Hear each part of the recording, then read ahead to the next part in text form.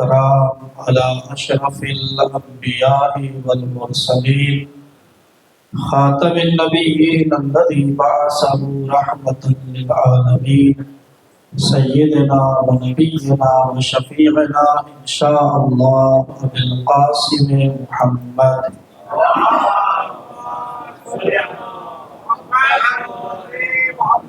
ثم الصلاة والسلام والتحية والإكرام على آله الطيبين الأطهرين الأكرمين المعصومين المظلومين الذين أذهب الله عنهم الرجس وطهرهم تطهيرا.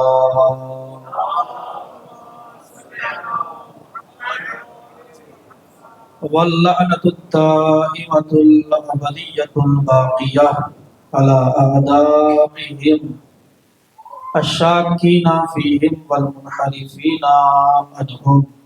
أما بعد فقد قال الله تبارك وتعالى في القرآن الكريم بسم الله الرحمن الرحيم وأوحينا إلى أم موسى أن أرضعيه فإذا خفت عليه فألقيه في اليم ولا تخافي ولا تحزني إنا رادوه إليك وجاعلوه من المرسلين. صلوات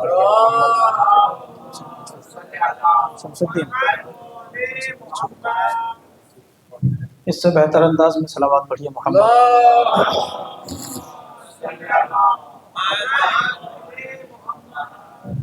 عزیزان گرامی قدر، برادران عزیز، قرآن مجید نہایت ہی معروف و مشہور آیہ کریمہ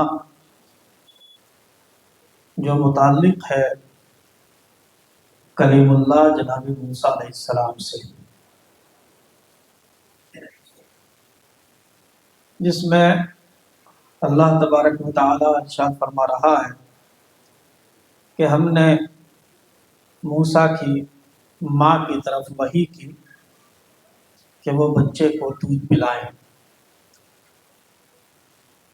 اور پھر جب کوئی خطرہ محسوس ہو، کوئی خوف محسوس ہو تو موسیٰ کو دریا کے حوالے کر دیں، دریا میں ڈال دیں، اور جب ڈال دیں تو گھبرانا نہیں ہے، ڈرنا نہیں ہے، خوف زدہ نہیں ہونا ہے. انا رادوہ الیک وجاعلوہ من المرسلین.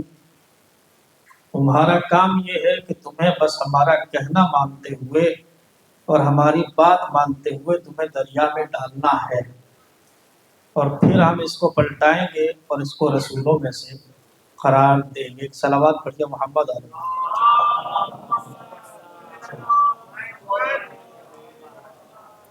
یہ ہے اس آیہ کریمہ کا ظاہری ترجمہ. دل، دماغ، دھیان سب یہی رکھ کے بیٹھیں تو تھوڑا سا گفتگو کرنے میں بھی لطف آئے گا اور سننے میں بھی لطف آئے گا انشاءاللہ.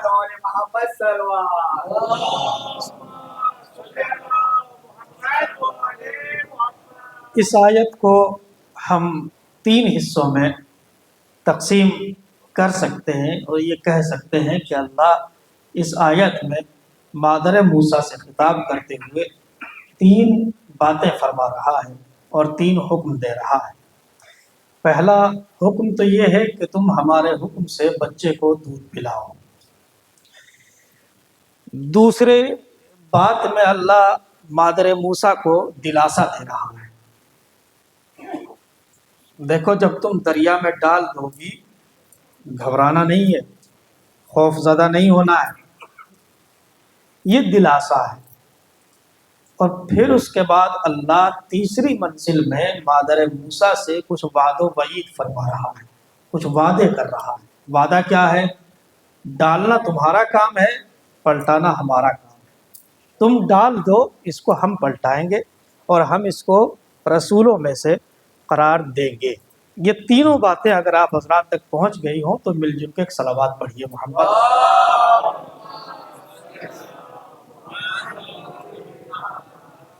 میں اس طریقے سے کہہ سکتا ہوں، ان تینوں باتوں کو نام بھی دے سکتا ہوں، اور یہ کہا جا سکتا ہے کہ اللہ پہلے مرحلے میں مادر موسیٰ کو حکم دے رہا ہے، اور حکم کے طور پر اللہ نے 2 باتیں مادر موسیٰ سے کہی۔ پہلی بات تمہیں دودھ پلانا ہے، دوسری بات تمہیں دریا میں ڈالنا ہے۔ اور جب دلاسے کی بات آتی ہے تو اللہ دلاسا بھی دے رہا ہے، تمہیں خوف زدہ نہیں ہونا ہے۔ اور پھر اللہ آخر آیت میں موسیٰ کی ماں سے 2 وعدے کر رہا ہے۔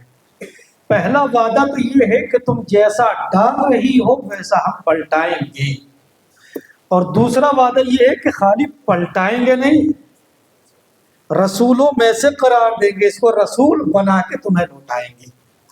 یہ ہے اس آیت کا خلاصہ۔ اگر آپ دیکھیں، میں چونکہ میری عادت یہ ہے کہ میں ایسے ہی نہیں گزر جاتا ہوں، تھوڑا سا دقت، چونکہ طالب علم ہوں تو طالب علم کی ذمہ داری بھی بنتی ہے کہ وہ قرآن مجید کے ہر کلمے پر اور ہر لفظ پر تھوڑا سا رک کے غور کرے، فکر کرے۔ آیت شروع کہاں سے ہوتی ہے؟ آیت شروع یہاں سے ہوتی ہے، وَأَوْحَيْنَا۔ اللہ فرما رہا ہے کہ ہم نے مادر موسیٰ پر وحی کی، مادر موسیٰ پر وحی کی۔ عجیب سا نہیں لگا آپ کو؟ تعجب نہیں ہوا؟ وحی یا تو نبی پر ہوتی ہے یا امام پر ہوتی ہے، لیکن موسیٰ کی ماں نہ تو نبیہ ہے نہ امام ہے، لیکن پھر یہ کون سی وحی ہے؟ اس کا مطلب یہ ہے کہ اللہ بتلانا چاہ رہا ہے کہ اگر کوئی عورت اپنے کردار کو بلند کر لے تو اللہ بھی اس پر وحی نازل کر دیتا۔ صلوات پڑھیے محمد و آل محمد۔ پہلی کوشش اور پہلا جملہ میرا آپ حضرات تک پہنچ گیا۔ اگر کوئی عورت بھی اپنے کردار کو بلند کر لے تو اللہ اس پر ویسے ہی وحی نازل کرتا ہے جیسے انبیاء پر کرتا ہے، جیسے ائمہ پر کرتا ہے۔ اور یہ تو اسلام کی ستم ظریفی ہے، اور اسلام پر ستم بالا۔ اگر ابتدائی تاریخ سے آپ دیکھیں تو آپ کو اندازہ ہوگا کہ شروع سے جو لوگ عورت کے حق میں آواز اٹھاتے ہیں اور عورتوں کے حقوق کے لیے اپنی آواز بلند کرتے ہیں اور نعرے بازی کرتے ہیں کہ اسلام نے عورت کو آزادی نہیں دی ہے، اسلام نے عورت کو آزاد نہیں رکھا ہے، اگر وہ تھوڑا سا غور کرے اور فکر کرے تو حقیقت حال یہ ہے کہ اسلام سے زیادہ آزادی عورت کو کسی اور مذہب نے دی بھی نہیں ہے۔ اسلام سے زیادہ آزادی کسی اور مذہب نے عورت کو دی بھی نہیں ہے۔ بظاہر اس کو پردے میں رکھا ہے، لیکن پردے میں رکھنا ہی اس کی آزادی کی دلیل ہے۔ کیوں؟ اس لیے کہ اسلام عورت کو ایک نگینہ سمجھتا ہے، ایک ہیرا سمجھتا ہے، اور ہر عقل مند انسان جانتا ہے کہ ہیرے اور نگینے گلی کوچوں میں دکھائی نہیں دیتے ہیں، بلکہ صندوقوں کی زینت بنا کے رکھے جایا کرتے ہیں۔ صلوات پڑھیے محمد و آل محمد۔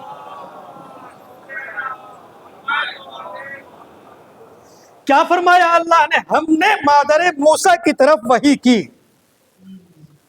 کون ہے یہ مادر موسیٰ جن پر اللہ وحی نازل کر رہا ہے؟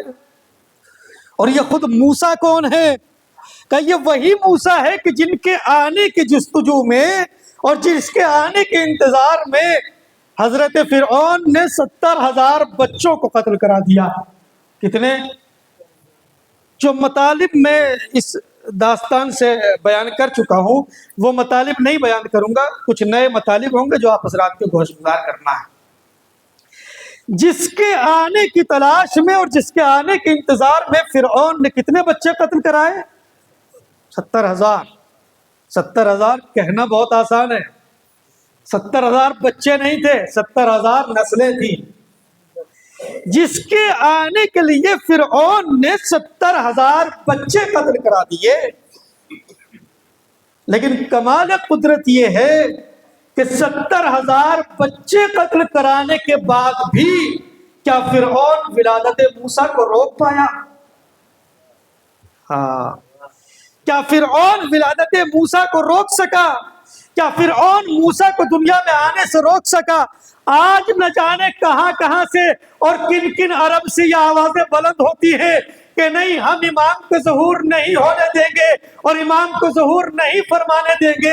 ذرا سوچو تو صحیح، جب اس زمانے کے فرعون سے ایک موسیٰ کی ولادت نہ رک سکی تو آج کے فرعون سے ظہور مہدی کیا رک جائے گا؟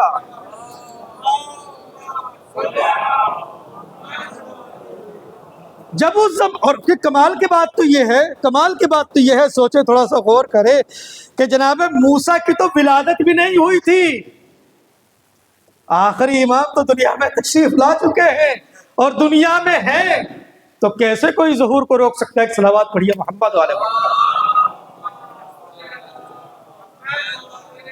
اچھا کتنے بچے قتل ہوئے؟ بڑی توجہ، کتنے بچے قتل ہوئے؟ 70,000۔ کس کے زمانے میں؟ جناب موسیٰ کے زمانے میں۔ تاریخ اور آگے بڑھی، آخری نبی کے زمانے تک تاریخ پہنچی، بڑی توجہ، آخری نبی کے زمانے میں ماحول نے پھر انگڑائی لی اور حالات اتنے بدتر ہو گئے کہ موسیٰ کے زمانے میں بچے قتل ہوئے تھے، آخری نبی کے زمانے میں بچیاں، ہاں یعنی موسیٰ کے زمانے میں بچوں پر ظلم ہوا اور آخری نبی کے زمانے میں بچیوں پر ظلم ہوا، بیٹیوں پر ظلم ہوا، اور دونوں تاریخیں آپ کے سامنے بالکل واضح ہے اور آشکار ہیں۔ آخری نبی کے زمانے میں بیٹیوں پر ظلم ہوا اور موسیٰ کے زمانے میں بیٹوں پر ظلم ہوا۔ قرآن مجید بالکل واضح اور صاف اعلان کرتا ہے، کیا فرماتا ہے؟ آخری نبی کے زمانے کے حالات کو بیان کرتا ہے، جب اللہ ان میں سے کسی کو بیٹی کی بشارت دیتا تھا یتوارا من القوم، تو جس کو بشارت دی جاتی تھی وہ اپنے آپ کو لوگوں سے چھپا لیا کرتا تھا اور اپنے آپ کو سائڈ کر لیا کرتا تھا اور اپنے آپ کو ذلیل اور رسوا محسوس کرتا تھا کہ کائنات کا سب سے بڑا ذلیل ترین انسان میں ہوں کہ اللہ نے مجھے بیٹی سے نوازا ہے۔ اور زندہ درگور کرنے کو انسان عزت و عظمت کی علامت سمجھ رہا تھا۔ بھائی بیٹی کو زندہ کرنے میں کون سی عظمت ہے؟ کوئی پوچھے ان سے کہ ایک بیٹی کو زندہ دفن کرنے میں کون سی علامت ہے؟ بڑی توجہ عزیزو، ایک نکتے کی طرف میں اشارہ کرنا چاہتا ہوں۔ نبی جناب موسیٰ کے زمانے میں بیٹوں پر ظلم ہوا، آخری نبی کے زمانے میں بچیوں پر ظلم ہوا، اور جس زمانے میں آپ سانسیں لے رہے ہیں یہ زمانہ تو اس سے بھی زیادہ خطرناک ہے۔ یہاں تو نہ بیٹوں کو بخشا جاتا ہے اور نہ بیٹیوں کو بخشا جاتا ہے۔ بیٹا پیدا ہوا تو یہاں کے ماحول کے اعتبار سے پیڑے تقسیم ہوں گے، اور اگر بیٹی ہو گئی اب چہرہ لٹک گیا، اور خدا نہ خواستہ اگر آپریشن سے سیزر سے ہو جائے تو اور قیامت۔ سوچئے جب موسیٰ کے زمانے میں، بڑی توجہ، جب موسیٰ کے زمانے میں بیٹوں پر ظلم ہوا تو اللہ نے بیٹوں کی حیات کا ضامن بنا کے موسیٰ کو بھیجا، اور جب آخری نبی کے زمانے میں بیٹیوں پر ظلم ہوا تو اللہ نے بیٹیوں کی ضمانت بنا کے آخری نبی کو بھیجا، اور آخری نبی نے ماحول کو بدلا۔ آج کا ماحول اس سے بھی زیادہ خطرناک ہے، نہ بیٹوں کو بخشا جاتا ہے نہ بیٹیوں کو بخشا جاتا ہے۔ سوچئے جب معاشرے میں ایک بیماری تھی تو اللہ نے موسیٰ کو بھیجا، آخری نبی کو بھیجا، آج تو معاشرے میں دو دو بیماریاں ہیں، تو ضروری ہے کہ اللہ اب جسے بھی بھیجے وہ موسیٰ کا بھی وارث ہو، محمد مصطفیٰ کا بھی وارث ہو۔ صلوات پڑھیے محمد و آل محمد پر۔ ضروری ہے کہ اللہ جسے بھی حیات کا ضامن بنا کے بھیجے وہ ایک طرف سے موسیٰ کا بھی ضامن ہو، موسیٰ کا بھی وارث ہو، اور دوسری طرف سے آخری نبی کا بھی وارث ہو۔ اور جب اللہ نے اپنے آخری نبی کو بیٹی کی شکل میں فاطمہ کو عنایت کیا، فاطمہ عطا کیا، تو پھر اللہ نے احترام و تعظیم و تکریم کر کے بتلایا کہ بیٹیاں عزت و عظمت کی علامت ہوتی ہیں، زندہ درگور کرنے کے لیے نہیں ہوتی۔ ماحول کو بدلا پیغمبر اسلام نے، اور اس قدر ماحول کو بدلا کہ اللہ کے نبی نے اپنی بیٹی کو تمام عالمین کی عورتوں کا سردار قرار دیا۔ بڑی توجہ، بیٹے قتل ہوئے اللہ نے جناب موسیٰ کو بھیجا، بیٹیاں قتل ہوئی تو آخری نبی کو بھیجا۔ اچھا قدرت کا کمال دیکھیں آپ، شان پروردگار کا اندازہ لگائیں۔ جس زمانے میں اٹھا کے دیکھیے گا تاریخ، جس زمانے میں بیٹوں کو قتل کیا جا رہا تھا اس زمانے میں اللہ بیٹوں کو ہی دنیا میں زیادہ بھیج رہا تھا، اور جس زمانے میں بیٹیوں کو زیادہ قتل کیا گیا اس زمانے میں زیادہ بیٹیوں کو بھیجا۔ پروردگار بتلانا کیا چاہتا ہے؟ آواز قدرت آئے گی، بتلانا چاہتے ہیں تم کتنے ہی طاقتور کیوں نہ ہو جاؤ، تم مارتے مارتے تھک سکتے ہو، ہمارے خزانے قدرت میں کوئی کمی نہیں آ سکتی۔ مارتے مارتے تھک سکتے ہو، اور اللہ کے پیغمبر نے اپنی بیٹی کو تمام عالمین کی عورتوں کا سردار بنایا، اور خالی سردار نہیں بنایا بلکہ اللہ نے تو اس بیٹی کو مرکز تعارف بھی بنایا ہے۔ مرکز تعارف کب بنایا؟ جب چادر کے نیچے پنجتن پاک علیہ السلام آ گئے،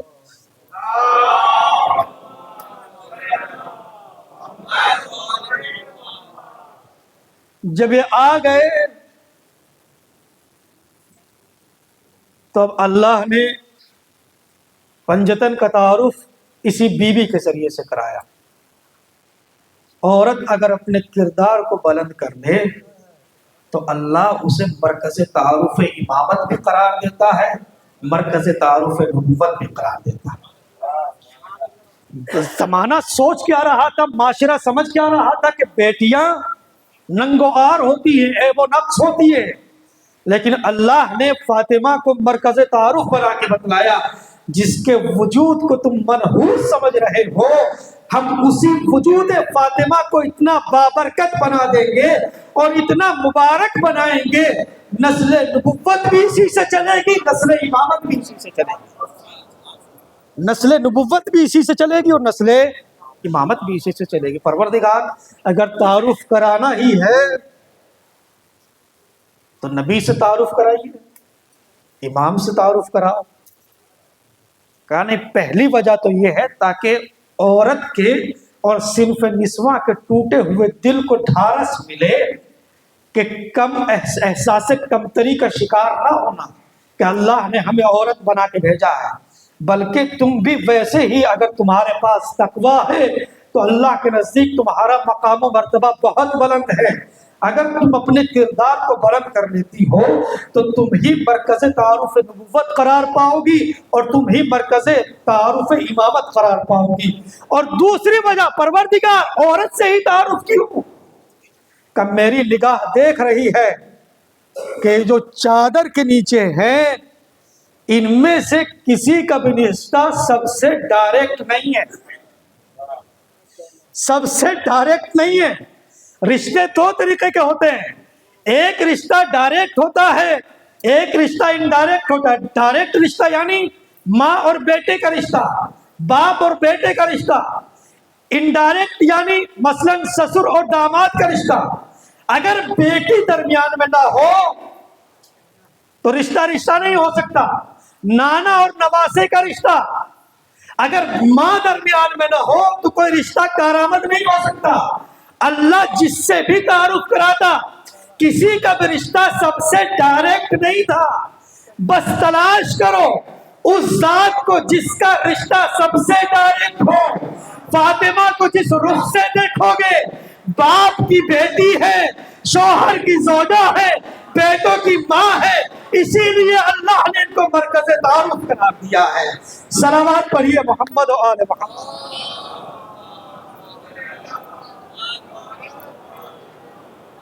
پھر کیا فرمایا اللہ نے؟ وَأَوْحَيْنَا إِلَىٰ أُمِّ مُوسَىٰ أَنْ أَرْضِعِيهِ، اور جب خوف محسوس ہو تو تم اسے دریا میں ڈال دینا۔ موسیٰ ماں کی گود میں آ گئے، جب موسیٰ ماں کی گود میں آئے تو فرعون کی لیڈی جاسوسوں میں سے ایک نے دیکھا کہ ماں کی گود میں بچہ آ گیا ہے، خوشی محسوس ہوئی کہ جا کے فرعون کو خبر دوں گی اور انعام حاصل کروں گی۔ موسیٰ نے مسکرا کے ایک مرتبہ اس جاسوس کی طرف دیکھا، نور نبوت کی پہلی کرن جاسوس عورت کے دل پر پڑی، موسیٰ کی عاشق بن گئی اور مادر موسیٰ سے جاتے ہوئے ایک جملہ کہا، مادر موسیٰ گھبراؤ نہیں، میں جا کے فرعون کو خبر نہیں دوں گی، اپنے بچے کی حفاظت کرنا۔ آواز قدرت آئے گی، دشمن بنا کے بھیجنا تمہارا کام ہے، اسی سے حفاظت کرنا ہمارا کام ہے، حفاظت کرانا اسی سے ہمارا کام ہے۔ موسیٰ کے گھر سے باہر نکلی، جا رہی تھی تو باہر کچھ اور جاسوس بھی ٹہل رہے تھے۔ ان جاسوسوں نے اس عورت کو نکلتے ہوئے دیکھا تو سوال کیا، گھر کے اندر کیا دیکھ کے آئی ہو؟ کہا میں نے تو کچھ بھی نہیں دیکھا۔ کہا جھوٹ بول رہی ہو، کچھ تو دیکھا ہے۔ بس اتنا کہہ کے پوری فوج موسیٰ کے گھر میں داخل ہو گئی۔ موسیٰ کی بہن نے آتے ہوئے فوج کو دیکھا اور دیکھنے کے بعد ماں سے کہا اماں موسیٰ کی جان کو خطرہ ہے۔ ماں نے بغیر کچھ دیکھے موسیٰ کو تنور کے حوالے کر دیا۔ بچہ ہے، تنور میں پہنچا مگر روتا نہیں ہے، بچہ ہے مگر رو نہیں رہا ہے۔ پوری فوج ادھر ادھر چھان بین کر کے اور تلاش کر کے اور جستجو کر کے گھر سے باہر نکلی۔ مادر موسیٰ سوچنے لگی بچہ ہے کہاں؟ جیسے ہی خیال ذہن میں آیا فوراً موسیٰ نے رونا شروع کیا۔ جو بچہ اب تک نہیں رو رہا تھا اس میں اتنا شعور کہاں سے آیا کہ وہ ماں کی آواز سنتے ہی رونے لگا؟ تو جواب یہ ملے گا نہیں، یہ بچہ نہیں ہے بلکہ یہ بچہ تنور کی غیبت میں ہے۔ یہ بچہ تنور کی غیبت میں ہے، اور معصوم وہ ہوتا ہے جو غیبت میں رہنے کے باوجود باہر کے سارے حالات کو دیکھ لیتا ہے۔ معصوم وہ ہوتا ہے جو غیبت میں رہنے کے باوجود باہر کے سارے حالات کا معائنہ کر لیتا ہے۔ اچھا کمال کی بات تو یہ ہے کہ قوم تو دیکھ کے چلی گئی، جاسوس دیکھ کے چلے گئے، مگر یہ بچہ روتا نہیں ہے۔ کتنے گھر تھے جناب موسیٰ کے؟ ایک ہی تو گھر تھا نا، اور ظاہر سی بات ہے حجرہ بھی شاید ایک ہی رہا ہو جہاں موسیٰ تھے۔ ایک گھر، بڑی توجہ، ایک گھر، لیکن فرعون کی پوری قوم اور فرعون کے سارے جاسوس موسیٰ کو ایک گھر میں تلاش کرنے میں ناکام رہے۔ سوچو جب ربکم الاعلیٰ کے جاسوس فرعون کے جاسوس موسیٰ کو ایک گھر میں تلاش نہ کر سکے تو اتنی بڑی کائنات میں فخر موسیٰ کو کوئی سعودی وعودی کہاں تلاش کرے گا؟ صلوات پڑھیے محمد و آل محمد پر۔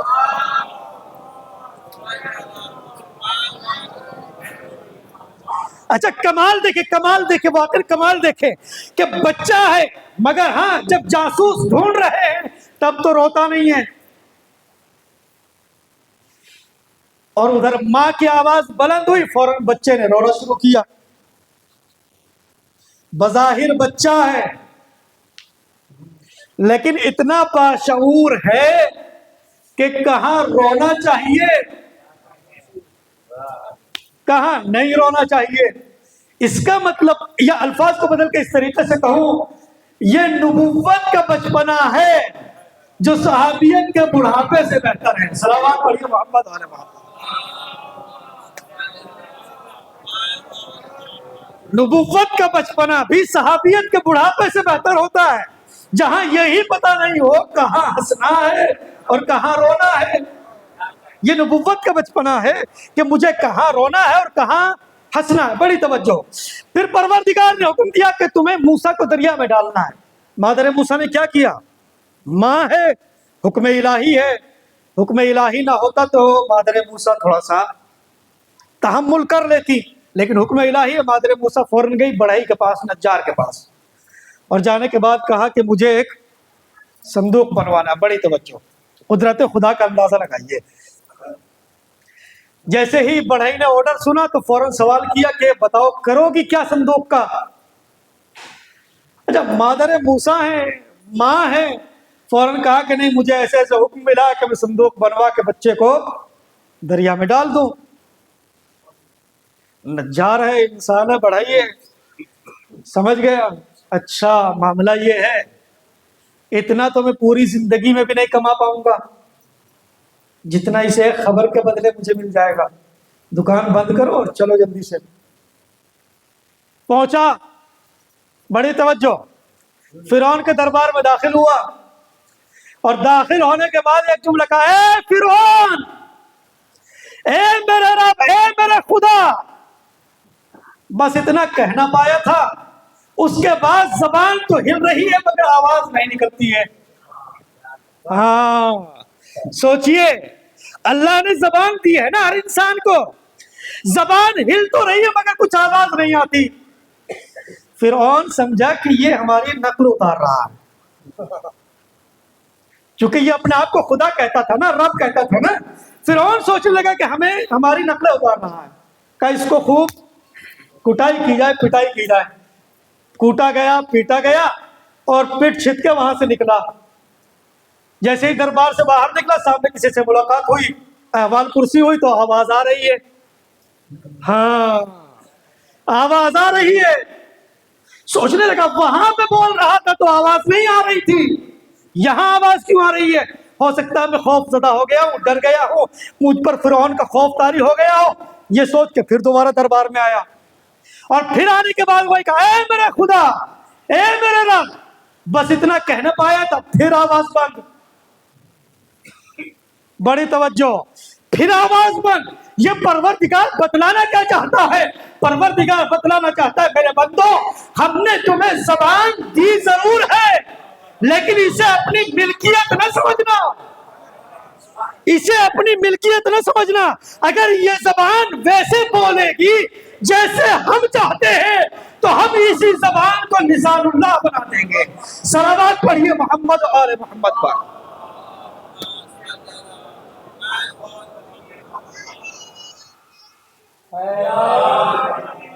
ہاں کبھی کبھی بڑے وہ کام نہیں کر پاتے ہیں جو بچے کر جاتے ہیں. صلوات پڑھیے محمد اور آل محمد. بڑی توجہ, زبان اگر اللہ نے دی ہے تو ملکیت نہ سمجھے اسے. یہ بولے گی تب جب وہ چاہے گا. یہی وجہ روایات, شاہد روایت میں ہے کہ جب حساب و کتاب ہوگا, محشر کا میدان ہوگا, انسان وہاں اپنے گناہوں کو چھپانے کی کوشش کرے گا. پروردگار میں نے تو یہ کہا ہی نہیں تھا, میں نے تو یہ کیا ہی نہیں تھا. تو وہاں زبان کہے گی کہ ہاں یہ تم نے بولا تھا.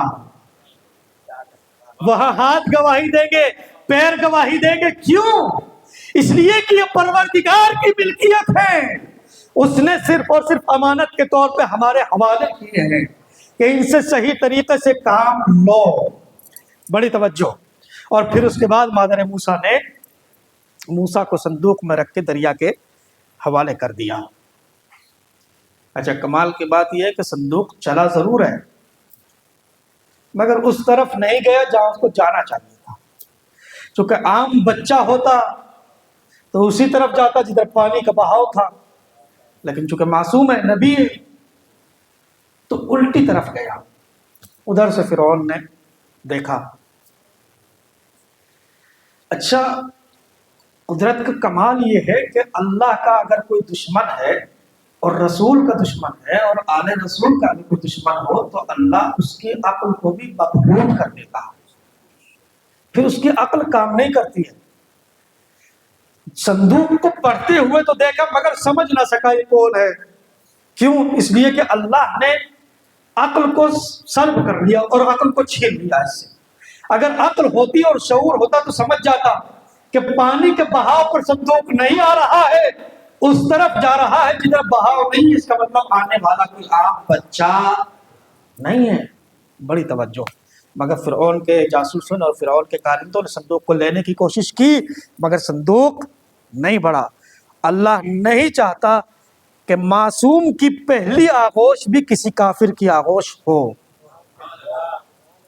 اللہ نہیں چاہتا ہے معصوم پہلی مرتبہ بھی کسی کافر کی آغوش میں جائے. آسیہ نے ہاتھ پھیلائے, صندوق آ گیا. آسیہ نے موسیٰ کو دیکھا اور دیکھنے کے بعد موسیٰ کی عاشق ہوئی, گرویدہ ہوئی, اور گرویدہ ہونے کے بعد ایک جملہ کہا. اور جملہ کیا کہا؟ فرعون کتنا اچھا ہوگا اگر ہم اسے اپنا بیٹا بنا لیں. فرعون نے کہا آسیہ تجھے بنانا ہے تو بنا, میں تو نہیں بنا سکتا. اکبر بھائی چھٹے امام فرماتے ہیں کہ اگر فرعون موسیٰ کو اپنا بیٹا کہہ دیتا تو فرعون نہ رہتا. صلوات پڑھیے محمد اور محمد پر. اگر فرعون بیٹا بنا لیتا تو ظاہر سی بات ہے پھر خدائی ختم ہو جاتی نا، کیونکہ خدا تو وہ ہوتا ہے لم یلد ولم یولد، نہ وہ کسی کا بیٹا ہوتا ہے نہ کسی کا باپ ہوتا ہے. اگر بیٹا مان لیتا تو پھر فرعون نہ رہتا. اچھا بڑی توجہ، آسیہ نے بچے کو لیا اور لینے کے بعد اس کو اپنے آغوش میں دیا، اور آغوش میں لینے. اچھا موسیٰ نام کہاں سے آیا؟ کوئی آیا بھی نہیں بتانے کے لیے کہ کسی نے بتایا ہو کہ اس بچے کا نام موسیٰ ہے. پھر یہ نام آیا کہاں سے؟ بڑی توجہ سنیے غور سے.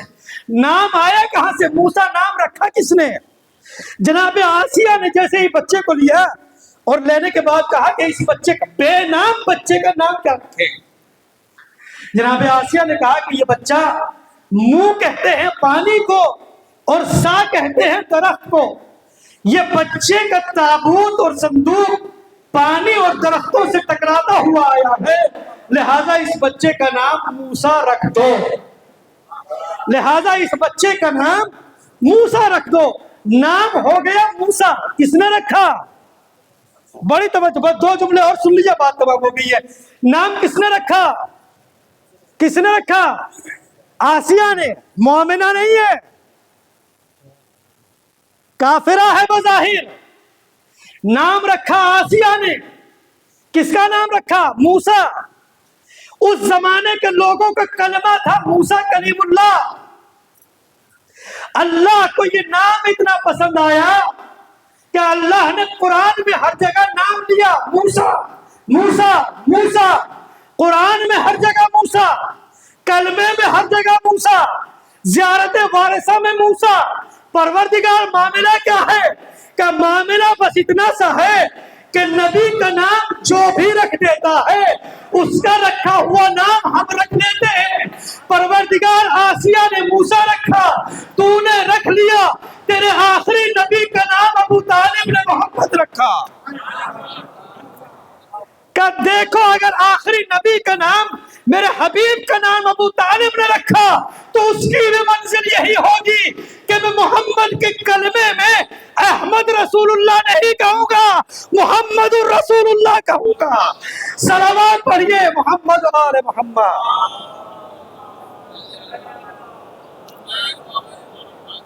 احمد قرآن کا بتایا ہوا نام تو احمد ہو نا. قرآن کا بتایا ہوا نام آخری نبی کا احمد ہے، مگر کلمے میں وہی نام ہے جو جناب ابو طالب نے رکھا ہے.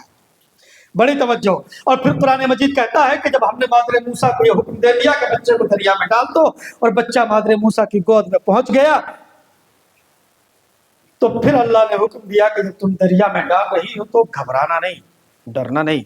اِنَّا رَادُّوهُ إِلَيْكَ وَجَاعِلُوهُ مِنَ الْمُرْسَلِينَ. 2 وعدے اللہ نے اس آیت میں کیے تھے، دونوں وعدے سن لیجئے اور پھر اس کے بعد رکھتے مسائل. پہلا وعدہ کیا تھا اللہ کا؟ ہم اس کو پلٹائیں گے. خالی پلٹائیں گے نہیں، رسول بنا کے پلٹائیں گے، رسول ہم ایسے قرار دیں گے. جب جناب موسیٰ پہنچے فرعون کے دربار میں تو اب کھلبلی مچی کہ اس بچے کو دودھ کون پلائے.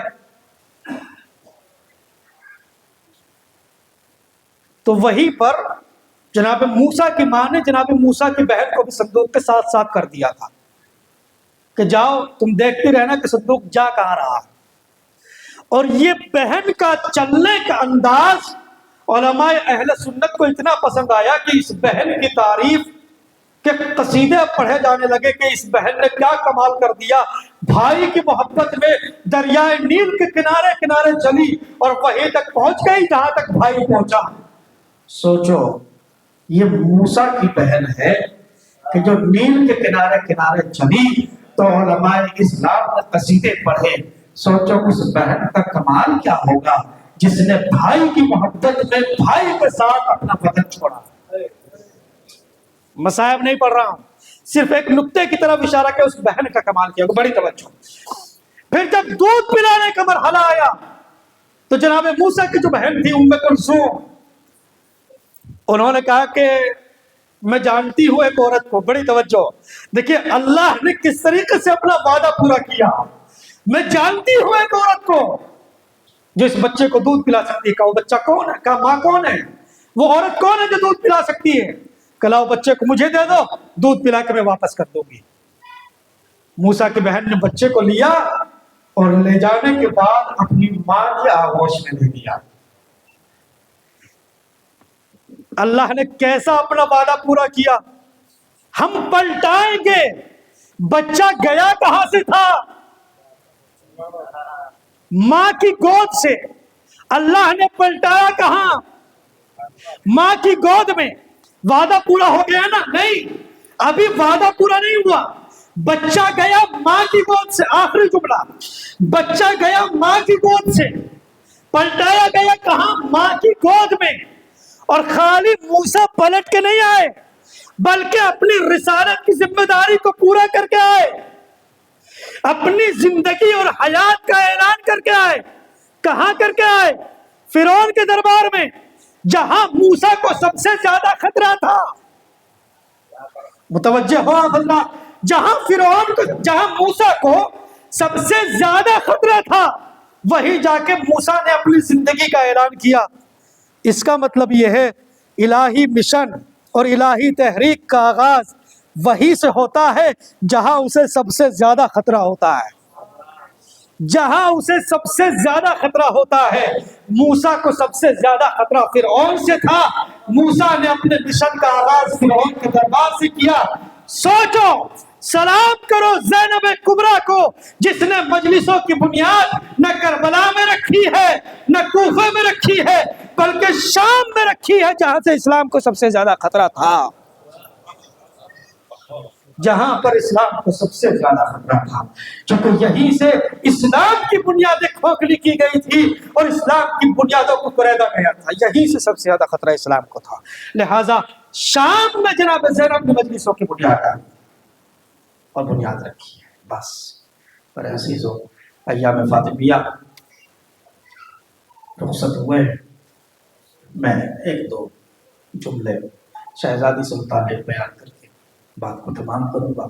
اور یہ ہمیں اور آپ کو وعدہ بھی کرنا چاہیے شہزادی سے. شہزادی اگر ان ایام میں حق گریہ اور آپ کے ذکر کا ہم سے حق ادا نہ ہو سکا ہو، بی بی ٹوٹی ہوئی پسلیوں کے صدقے میں ہمیں اتنی حیات دینا کہ آئندہ سال پھر تیرا ماتم کر سکے اور تجھ پر گریہ کر سکے.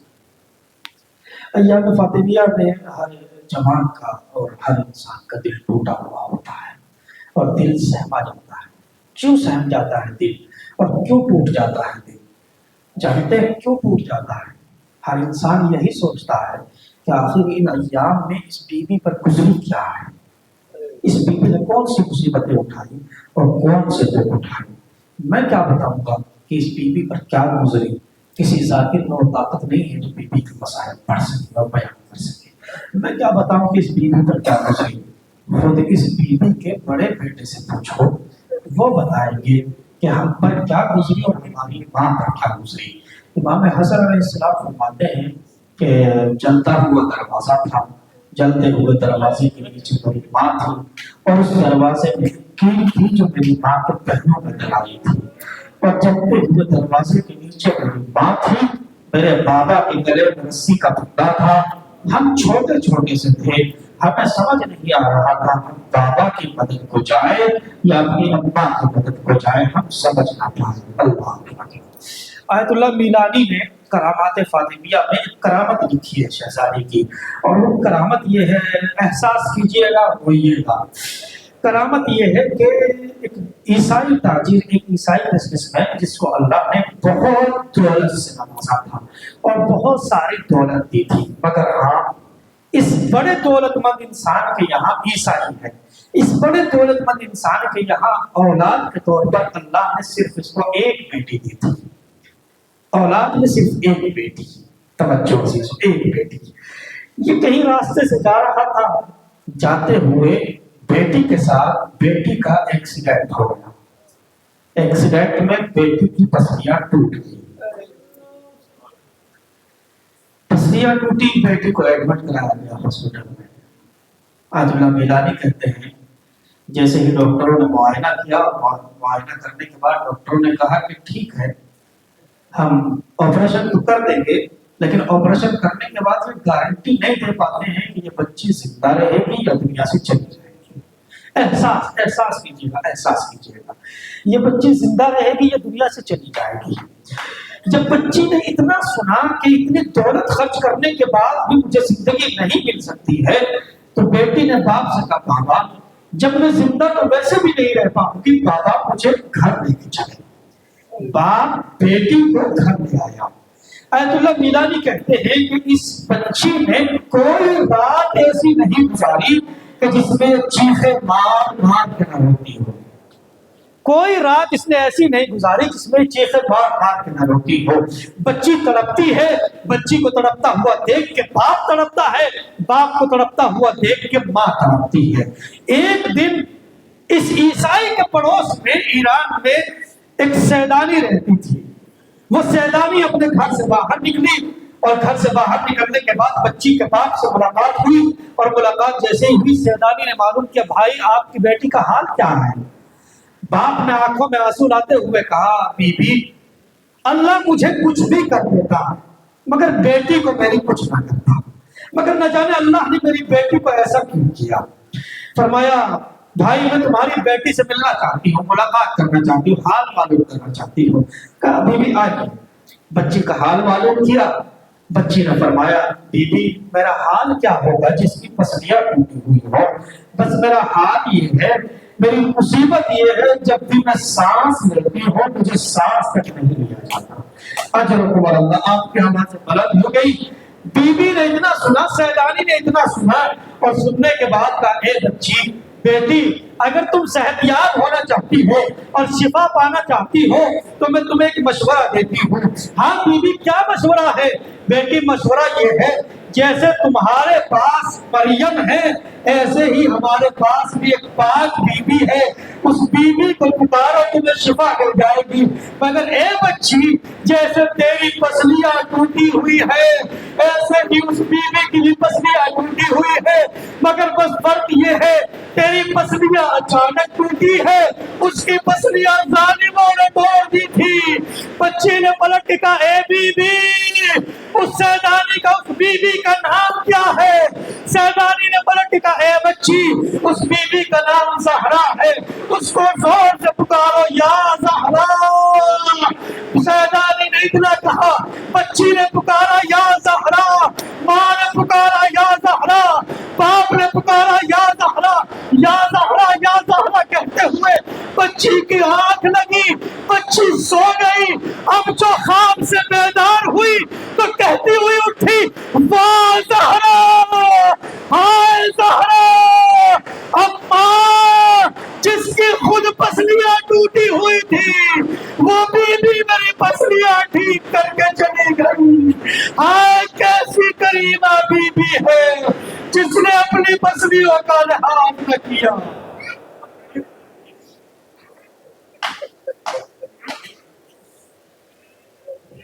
الا لعنت اللہ علی القوم الظالمین وسيعلم الذين ظلموا أي منقلب ينقلبون إلهي بحق زهرا وأبيها وبعلها وبنيها وسر المستودع فيها۔ پروردگار اس ذکر کو اپنی بارگاہ میں شرف قبولیت عنایت فرما۔